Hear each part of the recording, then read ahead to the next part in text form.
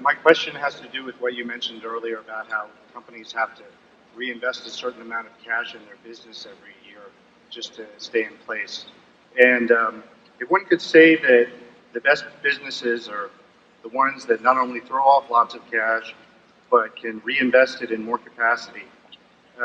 But I suppose the paradox is that the better a company's opportunities for making expansionary capital expenditures, the worse they appear to be as consumers of cash rather than generators of cash. What specific techniques have you used to figure out the maintenance capital expenditures that you need to do in order to figure out how much cash a company is throwing off? What techniques have you used on Gillette or other companies that you've studied? Well, if you look at a company such as Gillette or Coke, you won't find great differences between their depreciation. Forget about amortization for the moment, but depreciation and sort of the required capital expenditures. If we got into a hyperinflationary period, or I mean, you can set up cases where that wouldn't be true, but by and large, the depreciation charge is not inappropriate in most companies to use as a proxy for required capital expenditures, which is why we think that reported earnings plus amortization of intangibles usually gives a pretty good indication of earning power. And I've never given a thought to whether Gillette needs to spend $100 million more, $100 million less than depreciation in order to maintain its competitive position. But I would guess the range is even considerably less than that versus its recorded depreciation. Businesses you have to worry about.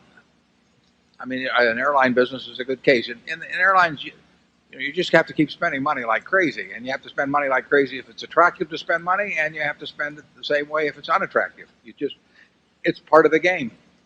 Even in our textile business, to stay competitive, we would have needed to spend substantial money without any clear prospects of making any money when we got through spending it. And those are real traps, those kind of businesses, and they may work out one way or another, but they're dangerous. And in a C's candy, we would love to be able to spend $10 million, $100 million, $500 million and get anything like the returns we've gotten in the past. But there aren't good ways to do it, unfortunately. We'll keep looking. But it's not a business where capital produces the profits. Flight safety capital produces the profits. You need more simulators as you go along, and more pilots are to be trained, and so capital is required to produce profits. But it's just not the case at C's. And at Coca-Cola, particularly when new markets come along, the Chinas of the world or East Germany or something of the sort, the Coca-Cola company itself would frequently make the investments needed to build up the bottling infrastructure to rapidly capitalize on those markets, the old Soviet Union. So those are expenditures. You don't even make the calculation on them. You just know you've got to do it.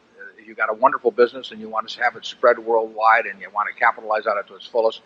And you can make a return on investment calculation, but as far as I'm concerned, it's a waste of time because you're going to do it anyway. And you want to dominate those markets over time. And eventually, you'll probably fold those investments into other bottling systems as the market gets developed. But you don't want to wait for conventional bottlers to do it. You want to be there.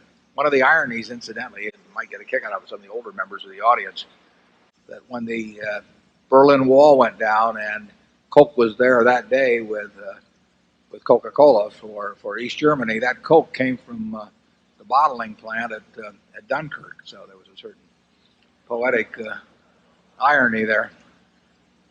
Charlie, do you have anything on that? I've heard Warren say since very early in his life that the difference between a good business and a bad business is usually that good business just throws up one easy decision after another, whereas the bad business gives you a horrible choice where the decision is hard to make. And is this really going to work? Is it worth the money? If you want a system for determining which is a good business and which is a bad business, to see which one is throwing the management bloopers time after time after time. Easy decisions.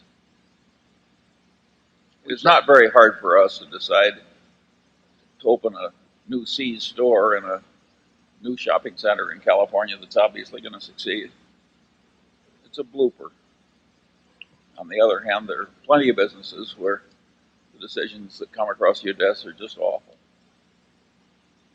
And those businesses, by and large, don't work very well.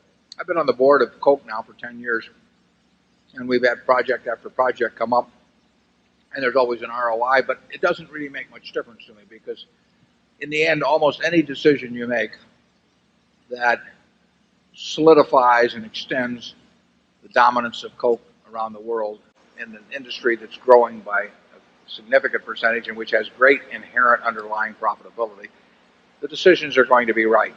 And you've got people there that will execute them well. You're saying you get blooper after blooper. Yeah. And then Charlie and I sat on US Air, and the decisions would come along, and it would be a question of, do you buy the Eastern Shuttle or whatever it may be, and you're running out of money, and yet to play the game and to keep the traffic flows such as with connecting passengers and everything, you just have to continually make these decisions, whether you spend $100 million more on some airport, and they're agony, because, again, you don't have any real choice, but you also don't have any real conviction that it's going to translate, that those choices are going to, or lack of choices, are going to translate themselves into real money later on. So one game is just forcing you to push more money into the table with no idea of what kind of a hand you hold.